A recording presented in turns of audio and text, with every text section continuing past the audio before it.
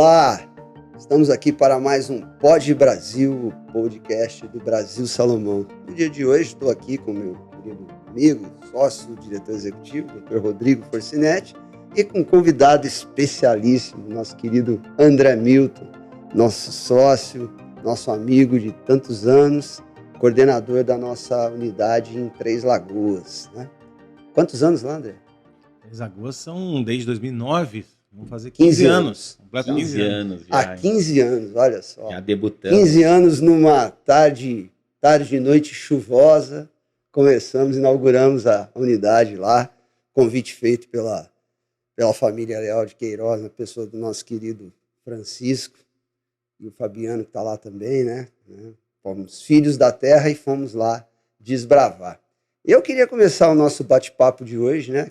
Pretendo trazer as novidades lá do Centro-Oeste, especialmente de Mato Grosso do Sul, região de Três Lagoas. Mas eu queria começar falando da tua trajetória lá, né?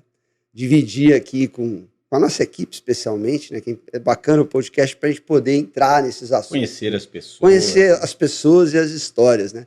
Como é que é sair de uma cidade, ir para uma cidade em que você não conhece ninguém, e em 15 anos já ter sido presidente do clube de futebol, eu vou esquecer alguma coisa, presidente do misto, nem sei se o misto está funcionando aí. O misto deu uma parada, uma porque paradinha. Saí no auge do misto.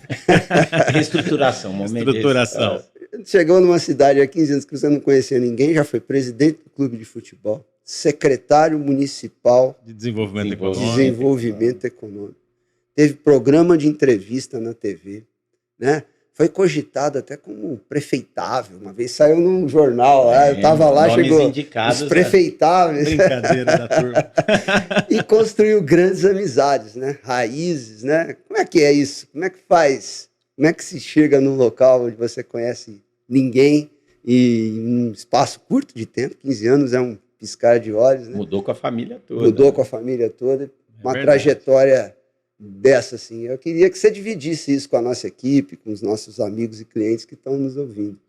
Primeiro, obrigado, né, pelo espaço da gente estar aqui. Feliz a gente ter esse canal agora, né, para nosso time, para os nossos clientes, para todo mundo que também está nos vendo.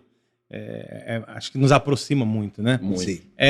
Na verdade, assim, eu tive uma preparação, né? Não foi assim, da noite para o dia enfrentar esse desafio. E nessa escola que eu estou desde 2002, eu lembro que para entrar no escritório, eu tinha um sonho de entrar no escritório, eu estava preparando o meu currículo e eu tinha feito muita coisa na área comercial, eu tinha sido representante de laboratório de medicamento, eu tinha vendido isso, aquilo, atuado com marketing, com venda. Eu falei, mas gente, será que eu vou pôr isso aqui para entrar no escritório de advocacia? Não tem nada a ver. Mas vou pôr. É isso que eu fiz, até agora foi isso que eu fiz.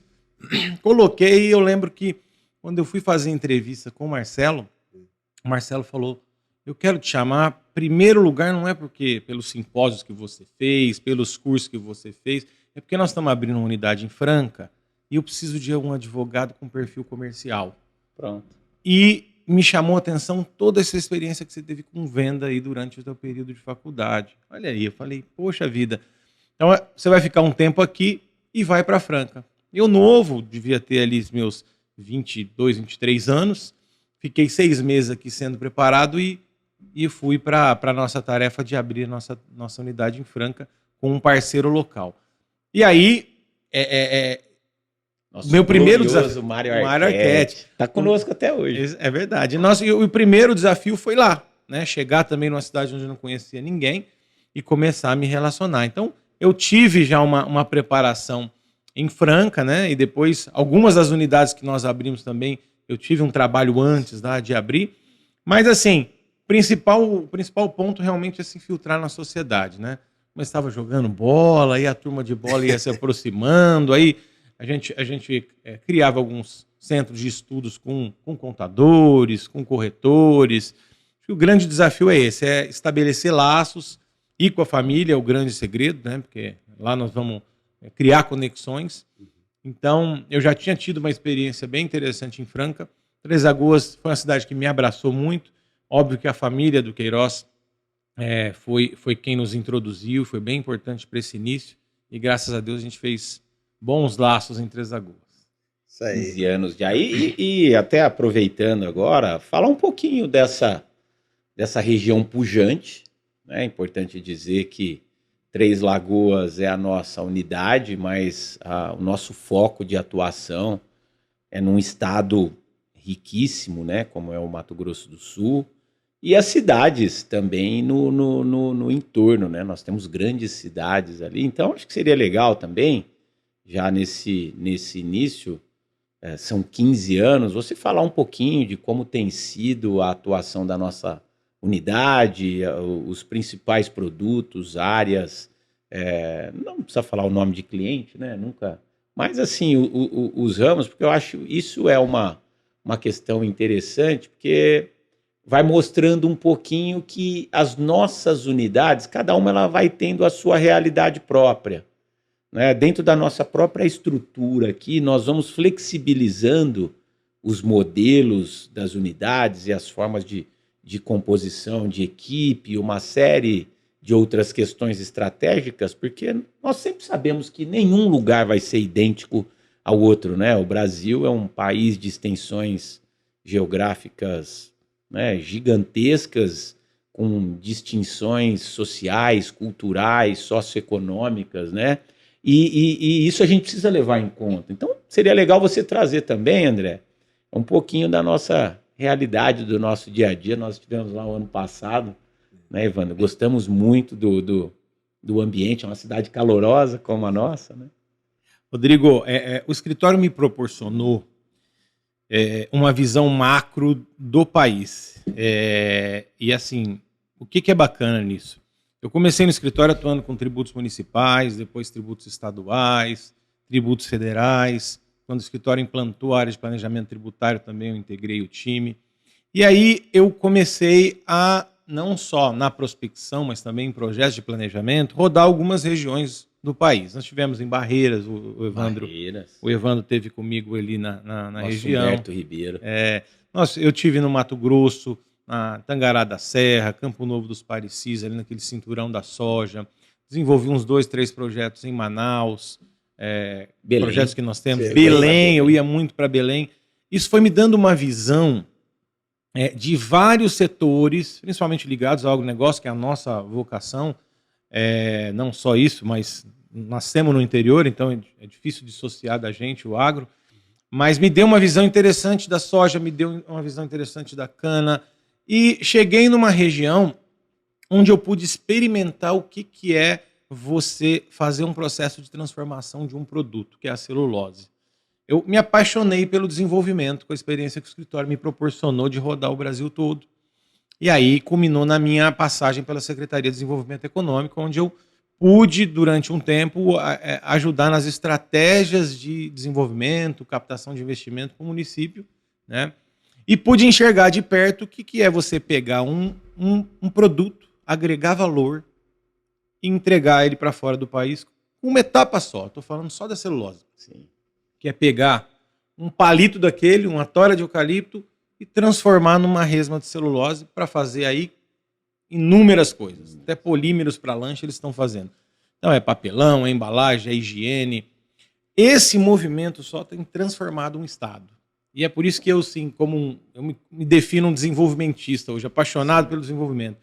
Se o Brasil pudesse agregar valor em cada etapa, né, ao invés da gente exportar o café cru para a Alemanha e comprar Nespresso, né, porque a gente não tem condição, talvez, investimento em tecnologia, em educação para isso, o país seria outro. Eu estou experimentando isso de perto, porque cada planta daquela movimenta uma região inteira, seja em operações de arrendamento, de parceria, de logística, de manutenção de caminhões, de equipamentos pesados, de capacitação de mão de obra, uma região que era eminentemente da pecuária, você transformar numa região industrial, mexer com essa mão de obra é um desafio difícil demais. Eu acompanhei isso dentro da secretaria.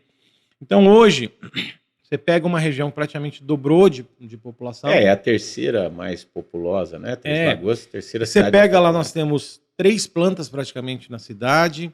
Nós temos agora uma planta em Ribas do Rio Pardo, do lado de Campo Grande da Suzano, que também está transformando a região. Agora já está um movimento da Arauco, que é a planta que foi anunciada para Inocência. Então, virou o estado maior produtor de celulose do planeta. E o que acontece com isso?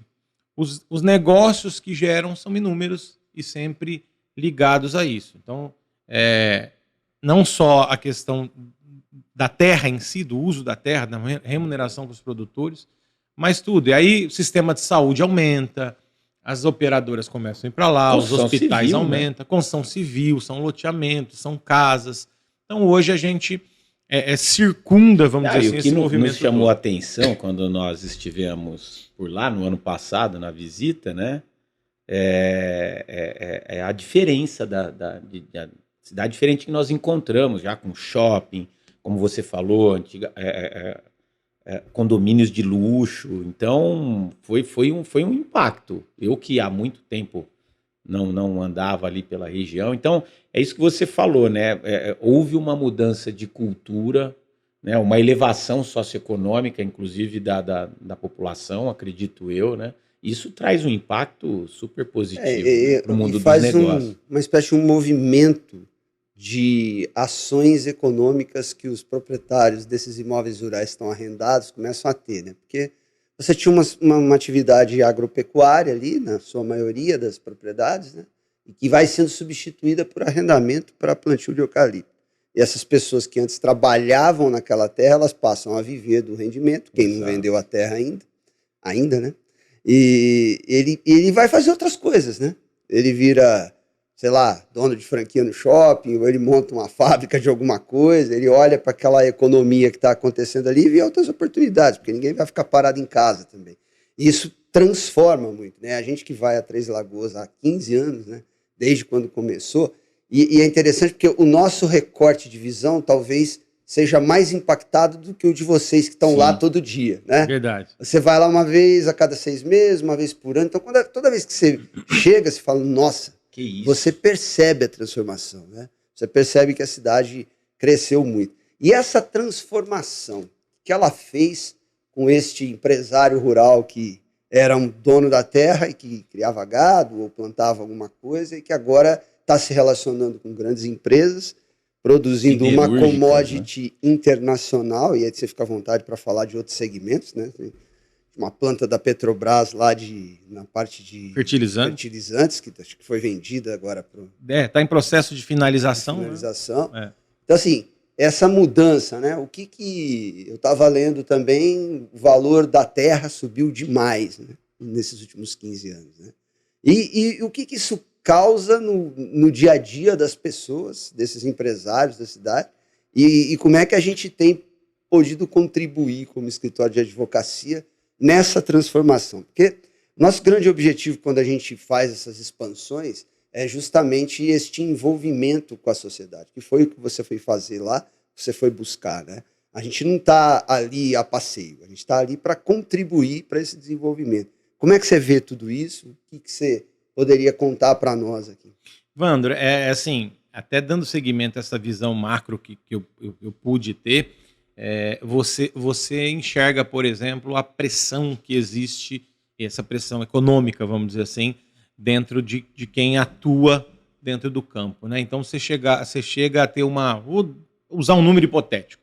Eu ganhava 500 com a pecuária, de repente eu tenho a oportunidade de ganhar 2.500 com contrato de parceria, de arrendamento.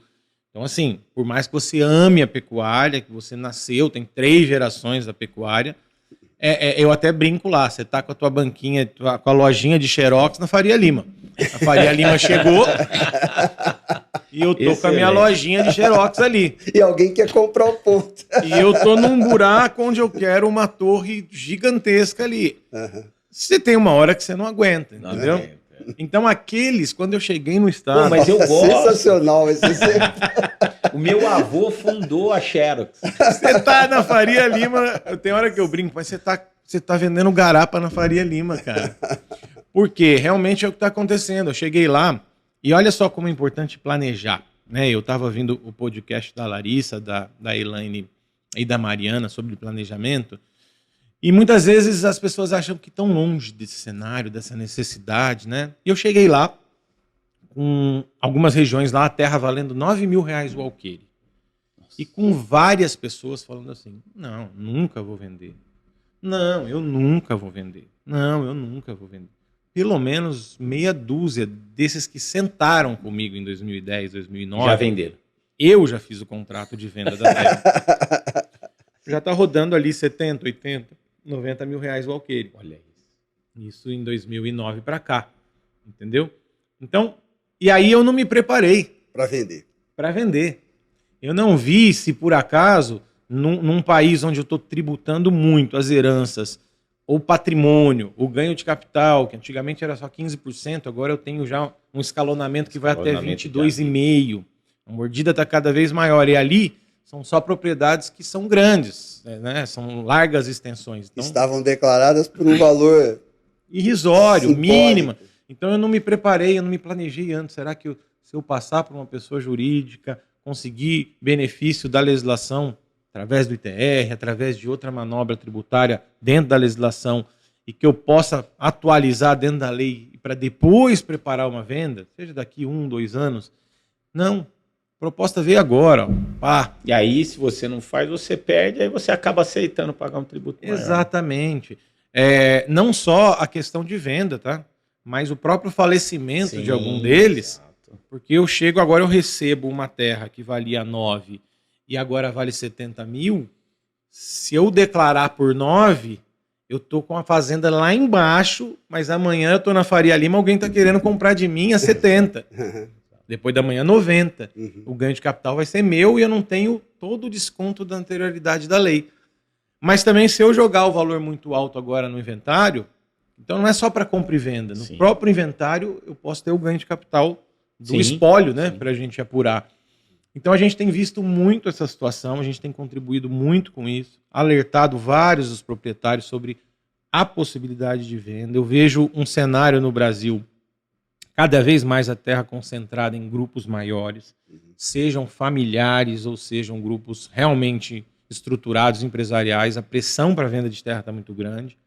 Na verdade, hoje, cada vez mais, eu estou sendo, vamos dizer, estimulado a não fazer a minha própria produção da terra. Eu tenho que ser remunerado por ela. Ou através de parceria, ou arrendamento, ou usufruto oneroso, que é uma modalidade nova que chegou por lá, ou eu vou vender a terra. Né? E aí, assim, eu não estou falando nem da pressão dos grupos internacionais de liberar a aquisição de terra por estrangeiro.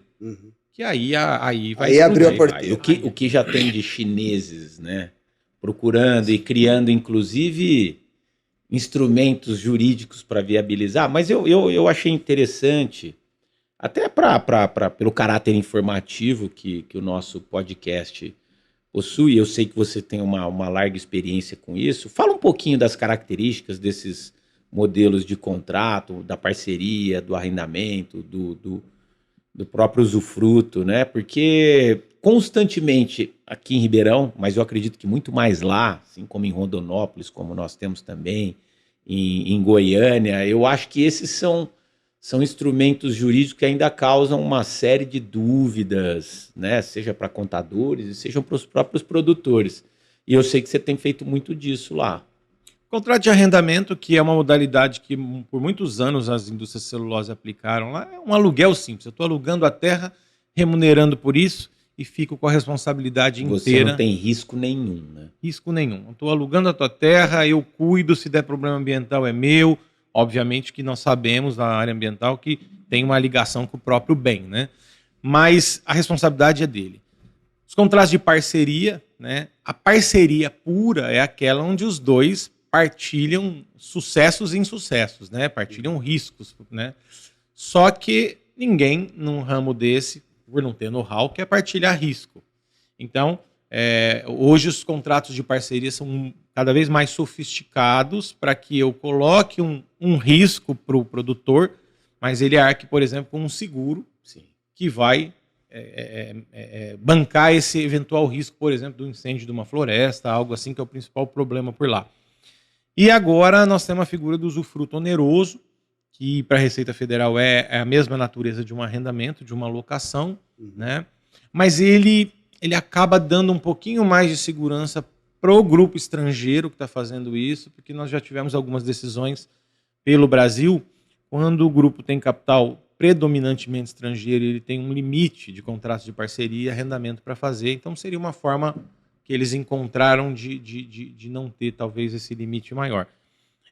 Então, esses são os principais contratos. E nós temos efeitos fiscais, né, decorrentes da modalidade. Então, é muito importante que definamos previamente qual é a modalidade de contrato, qual é a modalidade de negócio que vai ser realizada, porque os efeitos fiscais são totalmente distintos. Né? E aí entra, Rodrigo, na filosofia que nosso escritório cada vez mais tem adotado, que não é esperar mais o cliente ter um problema, sofrer uma autuação ou ter uma demanda para entrar. É auxiliar o nosso cliente na tomada de decisão. Então, não é mais esperar ele ter um problema, por exemplo, com uma construtora. É auxiliar ele a ajudar a escolher qual é a construtora que ele vai ter parceria. Né? E a mesma coisa a gente tem feito lá. Auxiliar as famílias a qual é o melhor modelo, qual é a melhor empresa. Se eu estou aqui num raio de 150 quilômetros de uma fábrica, o raio médio dos caras são 70, 80. Será que você não tem que pensar aqui numa renovação, em cuidar da destoca? Porque pode ser que ele não interesse daqui a 14 anos na sua área, e aí vai deixar a sua fazenda cheio de toco e vai falar, agora eu tenho aqui uma por 30 quilômetros. Você não dá mais para a gente dar. Para reformar uma fazenda dessa é uma fortuna. Então, a gente tem hoje que auxiliar em tudo isso e nos regimes tributários. Hoje, o arrendamento tem uma tributação na pessoa física de aproximadamente 27,5%. Né? Vários deles a gente faz o projeto para criar uma patrimonial, uma agropecuária, onde vai ter uma tributação menor no presumido, 12,5%, dependendo do adicional. E na parceria, receita de atividade rural. Se tiver na pessoa física, basicamente 5,5%. Se tiver na jurídica, 6 e pouco por cento. Você tocou aí rapidamente na questão ambiental, né? E é interessante observar como uma indústria como essa da celulose, ela faz uma transformação ambiental na região. Porque, primeiro, ela, até para fazer o contrato de parceria, arrendamento, seja lá o que for, ela vai olhar para os passivos, inclusive excluindo áreas da propriedade que tenham eventuais problemas ambientais mapeados, porque ela não quer contaminar o produto dela, que vai ser voltado para o mercado externo, uma boa parte ou integralmente, e lá as barreiras vão ser muito grandes. Então, ela acaba fazendo com que proprietários que mirem essa indústria, eles tenham que se preparar para corrigir os problemas ambientais nas suas propriedades. Numa indústria em expansão no estado e na região, imagino que ainda haja lugares para ela avançar. As pessoas precisam olhar para isso.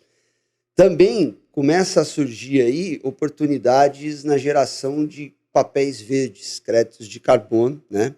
E é importante pensar nisso, porque você pode, de alguma forma, na negociação, tentar reservar algum direito. Porque há uma lógica no sentido de que o problema ambiental se liga à coisa, à terra. Então, se houver um problema ambiental lá, o dono da terra, independente de ter sido responsável ou não, ele vai ser responsável. E talvez os ativos também possam vir. Essas questões já estão chegando por lá, né? A gente já começou a trocar figurinhas. O que você tem para contar para a gente? Bastante tempo. Eu costumo falar para eles que contrato é jogo de força. Sim. Né?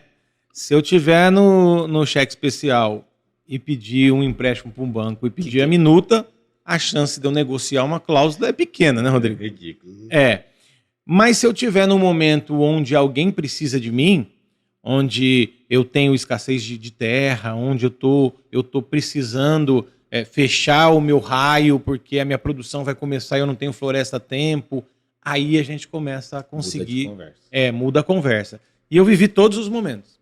Eu vivi momentos onde você não negociava praticamente nada. Eu vivi momentos onde a concorrência começou a chegar e aí eu negociava a correção até em arroba do boi, né? Antes não tinha discussão, era só o IPCA, contratos longos, 14 anos, acabou. Depois isso começou a mudar, uma cesta de GPM com arroba do boi e IPCA, não se falava em destoca, hoje a gente já começa a falar em decepa química, ele já entrega com a decepa química feita. Então, depende muito do momento. Hoje é assim que a gente analisa, né? Na parte ambiental, você falou um ponto muito importante. Eles hoje, principalmente o setor da celulose, eles têm certificações internacionais que entendem o seguinte, olha, em 2008, meio que o mundo fez um pacto com o Brasil, ou o Brasil fez um próprio pacto com o novo Código Florestal, e aí o Evandro é professor, eu estou aqui dando aula na matéria dele, não é longe de mim da aula, mas assim, estou dando pitaco na matéria dele. O mundo falou o seguinte, ó, aqui foi o marco, quem fez, fez, né? Quem não fez, não faz mais daqui para frente. Uhum. Mas mesmo assim, nós começamos a ver alguns estados dando licença para algumas questões. Licença para supressão em área que havia sobra de reserva, né? Para capões menores de área. Então, algumas coisas aconteceram, né? Áreas fechadas para limpeza de pasto. Bom, o que o setor da celulose faz hoje? O cliente das indústrias, eles mandam você tirar, a gente chama de multitemporal, pega o satélite, vai até 2008, se foi suprimida alguma área de vegetação, ou de reserva, ou PP, ou nativa, de 2008 para frente, aquele pedaço ela não arrenda. Está fora. Está fora.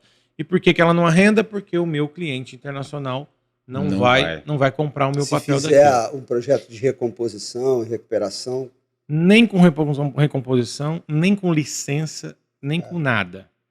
Aquele pedaço não arrenda. Caramba, por que? Existia um limite de 5% para cada indústria, mas era para utilização no mercado interno. Uhum. Eu tenho notícias que por conta de a abertura de várias no Brasil, Lençóis Paulista, Bracel, Uberlândia, no Maranhão, a Klabin. Então, se eu desse 5% para cada uma, ia dar um volume muito grande de área suprimida. Então, hoje, suprimir um pedaço, esquece. E aí o problema qual é? Você imagina que eu tenho um pedaço da fazenda que eu não vou usar, mas o resto inteiro é 2.000 hectares de floresta. Ou seja, eu não faço nada ali. Eu vou regenerar aquilo que, na verdade, é o que eles querem, o que o mercado quer e o que as autoridades ambientais querem. Aquilo volte ao que era. Mas, pro produtor, eu estou perdendo um pedaço de terra. Né? Então, quando hoje e é legal você estar na região e saber das peculiaridades, porque hoje, se eu for comprar uma fazenda, o Rodrigo tá já quase podendo comprar uma fazenda já grande, né, Evandro? Duas. Quando o Rodrigo for comprar a fazenda dele lá, eu vou chegar para ele e falar, cara, você está em raio de indústria de celulose, apesar de ser pecuária. Eu te aconselho a puxar a multitemporal, porque se tiver supressão de 2008 para frente, não dá problema nenhum para você hoje.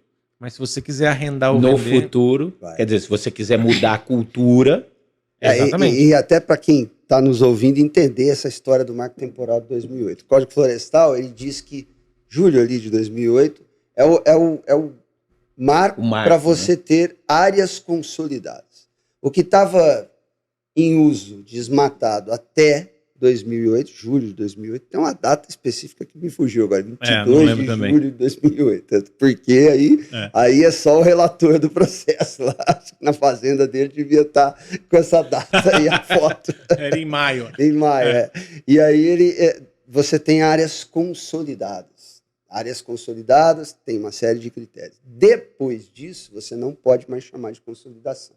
Aí você está infringindo, você está caindo fora do princípio legal da proteção ambiental, encampado pelo Código nesse ponto. Então, essa é uma situação que se aplica para N coisas na questão rural Brasil afora. E questão ambiental também, que a gente precisa observar, o nosso estado, ele tinha, a gente falava que graças a Deus a terra lá era ruim, porque só dava ou braquiária ou celulose, né? Então, você não tinha... soja. Você não tinha nada disso. Mas nós começamos agora com o movimento de outras culturas. A irrigação está entrando forte lá, principalmente em áreas marginais ao rio. Uhum. E aí os grãos começaram a entrar também no nosso estado. E as energias fotovoltaicas, né? Fotovoltaica também. Estão plantando bastante placa lá, né? Na verdade, ali tem falando em energia, tem um entroncamento energético muito interessante ali, porque tem gasoduto que vem da Bolívia, que passa ali. Tem termoelétrica do lado da hidrelétrica do lado de lá da represa no território de Mato Grosso do Sul. Então você tem um modal elétrico, modal de energia ali violento. Né? E a gente fica disputando com Sobral no Ceará qual é a região mais quente do país. Então a incidência solar, tanto é que nos maiores projetos da América Latina vai ser ali próximo. Se não me engano, em Cacilândia, são quase 2 a 3 mil hectares de placa. Olha isso. Né? 2 mil hectares de placa. De placa. Com tudo isso, Evandro, o que eu também estou enxergando, né? Antes de falar disso, a questão que eu estava falando dos grãos é porque também nós temos questões de culturas que ainda não dão esse problema de supressão. A soja, por exemplo, a gente não tem isso ainda. Sim. Um dia pode acontecer. Né? Que são faixas de Mata Atlântica em regiões do Brasil que a gente nem imaginava. Tem Mata Atlântica em Três Lagoas. Cara, tem Mata Atlântica em Goiás. Tem. São espécies da Mata Atlântica que desenvolveram ali, principalmente próximo ao Rio Paraná e Rio Tietê. E aí tem lei específica para a Mata Atlântica, e aí pontos da soja que possam acontecer isso, é um outro desafio que a gente tem. Para agora não, mas no futuro as certificações também podem acontecer. E aí o que eu estava falando outra questão que eu enxergo é a pressão também de mercado internacional. E aí é um desafio Brasil ambiental de pegar a pecuária empurrando cada dia mais para cima do Brasil. Sim. Três Lagoas teve o maior rebanho do país em determinado período. Araçatuba também já teve. E nós estamos empurrando. Estamos empurrando para o Pará, nós estamos empurrando para cima. E aí é o desafio enquanto país de alimentar um mundo que não deixa de querer esse produto. Consumir. O brasileiro também.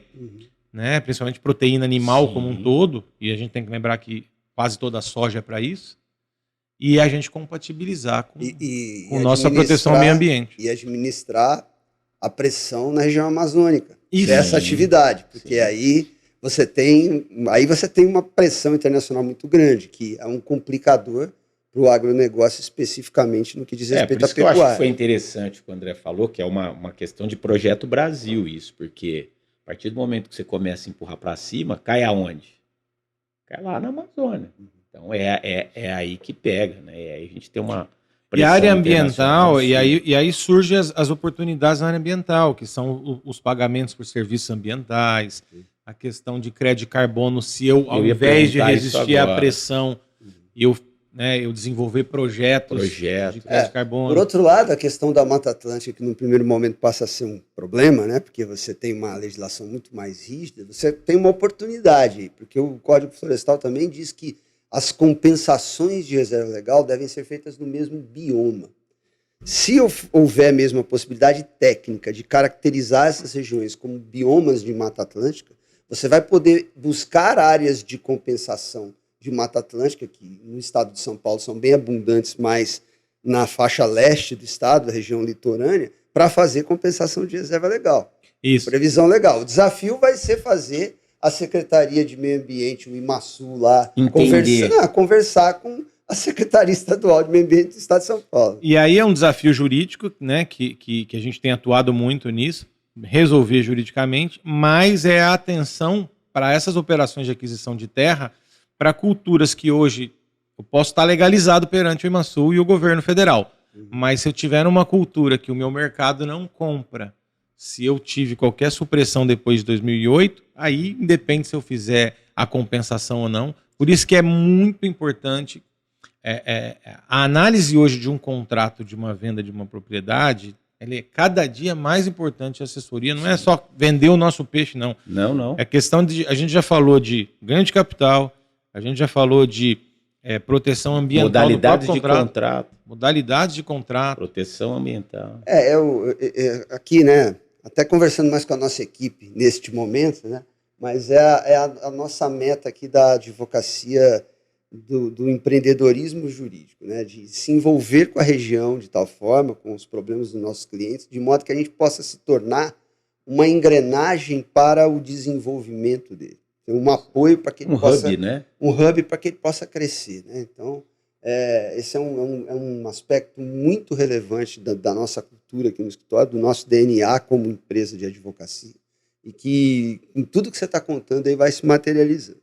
Mas já dando uma volta aqui, né? Nosso tempo também já começa a ficar mais curto, né? A gente falou de agro, falou de celulose, mas o crescimento de Três Lagoas foi levando, né, a cidade, a região e o interior do estado ali para outros segmentos, né? E um segmento muito forte que a nossa unidade atende lá em Três Lagoas é o segmento da saúde, né? Sim. A cidade é um polo de tanto universitário quanto de hospitais, de uma rede de atendimento, né? E a gente tem uma experiência grande lá, né? Uma assessoria grande. Então, eu queria que você contasse um pouquinho disso também, que eu sei que isso toma um tempo grande do teu dia aí, da semana. Bastante, mas assim, me fez aprender muito. Segmento também. Tranquilo também, que quase não tem problema, saúde. Quase uma fábrica de assunto, né, Rodrigo? De monotonia nós não vamos sofrer. Não vai.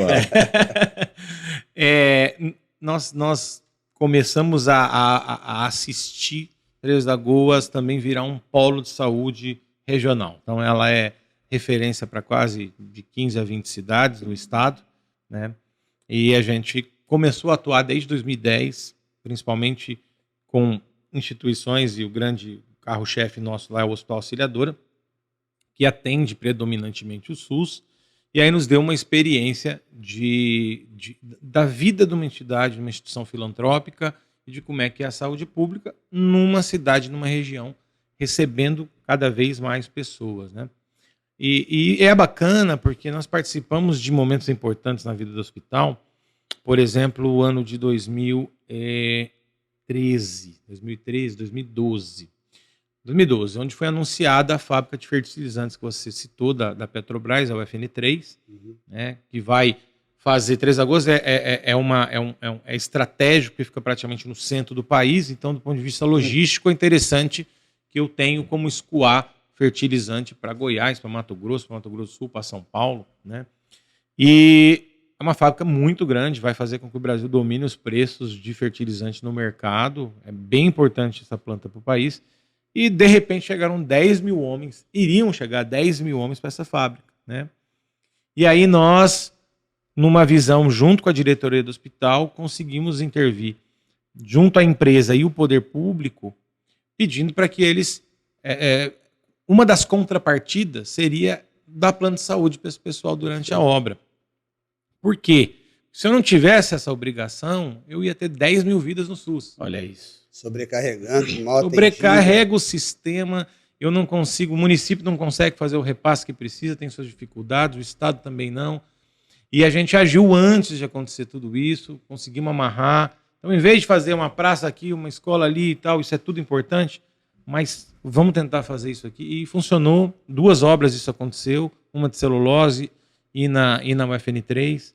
Então, assim, a experiência nossa tem sido bacana nas estratégias, né, do próprio hospital e vários segmentos de saúde. E no próprio efeito para a sociedade. E o giro que você faz, né? Você entrega um equipamento urbano como contrapartida. Você vai ali, em 6 meses você constrói equipamento urbano e vai embora.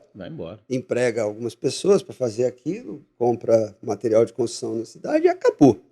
E entrega um equipamento público para o setor público que invariavelmente não tem muito condição de cuidar daquilo. Sim. E aquilo se deteriora. Às vezes é um cavalo árabe, você exatamente. Você casta muito e não tem função. Aí você fala em 10 mil contratos de plano de saúde, né? Você está falando de movimentar um setor econômico, né?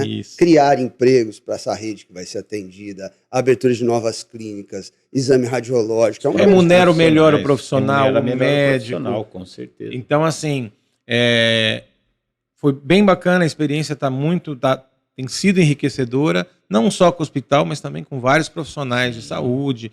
Hoje, eu cheguei lá em Três Lagoas, não tinha uma máquina de ressonância, nós temos 3 hoje, indo talvez para a 4ª. Então, realmente mudou. Um centro de oncologia que está se criando na cidade para ser referência também para o estado. Então, criamos uma experiência muito bacana, mas também é o que eu falo, nós temos escola. O escritório também é emaranhado dentro da saúde há quantos anos do sistema, e quanto que eu não aprendi aqui para poder levar um pouquinho dessa contribuição para lá. Muito legal. Um dos podcasts da nossa série foi exatamente sobre esse. Exatamente sobre isso. E, assim, fora Três Lagoas também, que nós falamos bastante aqui, seria legal você falar um pouquinho, para a gente já ir caminhando para finalizar aqui, dos projetos do escritório, né? A expansão para cidades como Araçatuba, Birigui, Andradina e tantas outras que nós temos ali na região, onde os clientes já são atendidos pela nossa unidade, né, André? Nós estamos com uma presença constante, tá? A partir do ano passado, também ali no oeste de São Paulo, uma região riquíssima. Araçatuba tem acontecido muita coisa. Hoje quem está mais ganhando dinheiro no agro aí é o açúcar, principalmente. Né? É hora que é a soja. Esses dias eu recebi um vídeo do cara da soja, assim, safra 2021, soja 170, o cara numa Dodge Ram. Safra 2000, o cara numa Saveiro, sabe? Então, cada ano alguém está liderando, né? Agora o momento é o momento do açúcar. Então, a região está todo vapor, uma região que vai começar também a investir em irrigação, riquíssima em água. A indústria ali é forte também. A indústria é forte. Então, nós temos projetos e trabalhos muito interessantes, né, para Araçatuba, para Birigui, né, Andradina também com investimento forte no turismo, aí, com o Mário Celso, que é o prefeito de lá, tem um parque aquático muito grande, vai ser um polo de turismo ali. Então, a região está crescendo bastante. Nosso olhar, além de Três Lagoas e a costa leste, é o oeste de São Paulo agora. Deixar um abraço pro Richard aí, nosso parceiraço lá de Birigui, Araçatuba, né, que corre atrás também junto conosco. Mas acho que é isso, né, Ivan? É isso. O tempo passa rápido, como nós comentamos aqui, né? É um prazer, André. Nossas famílias, né, que tanto conviveram, principalmente lá nos primórdios, antes de vocês irem para lá, acompanhei todo o crescimento das crianças, né? Hoje todos na faculdade já, seguindo o seu caminho. Então, foram embora, deixaram só ele e a Tati. Eu tinha cabelos escuros naquela época, mas é um prazer te receber aqui, também assistir todo o seu desenvolvimento profissional que você se tornou, né? Então, para nós é uma honra tê-lo como representante numa região que a gente sempre acreditou e temos certeza que o sucesso ele é imediato, né? E com certeza ainda tem muita coisa para acontecer. Então, a gente precisa decidir agora se a gente vai subir o podcast pelo nosso canal, pelo canal ou pelo dele, exatamente. Ou pelos dois, né? Então, vamos pelo seu, que eu já ouvi falar que tá um sucesso. Mas vou deixar para as considerações finais aí para vocês. Por favor. Eu só tenho a agradecer, gente. Eu fico muito feliz a gente ter um espaço desse, maravilhoso. O que eu sou grato ao escritório também por ter dado a oportunidade de eu conhecer e ter as experiências profissionais que eu tive, o crescimento que eu tenho e terei mais ainda. Eu só tenho a agradecer e ter vocês dois no mesmo time. Já fica um convite para voltar, né? Para voltar. Vamos aproveitar e fazer um brinde aqui para ter. Exatamente. Você só não pode contar o que tem aqui. E só um detalhe, né? Para você que está nos assistindo, seja lá de que região for, né? Se você tem alguma sugestão, indicação de até pessoas para que possamos receber aqui, é só mandar a sua mensagem para o podbrasil@brasilsalomão.com.br. Tá? Vai ser um prazer e vamos tentar de toda forma poder colocar em prática aqui a sua sugestão. Esse foi mais um episódio do Pod Brasil, o podcast do Brasil Salomão. A gente está sempre, semanalmente, trazendo informações jurídicas de forma descomplicada, contando um pouquinho da nossa história. Nos acompanhe aí pelas redes sociais, pelos nossos canais e seja sempre muito bem-vindo. Sua companhia é muito importante para nós. Até o próximo. Até mais.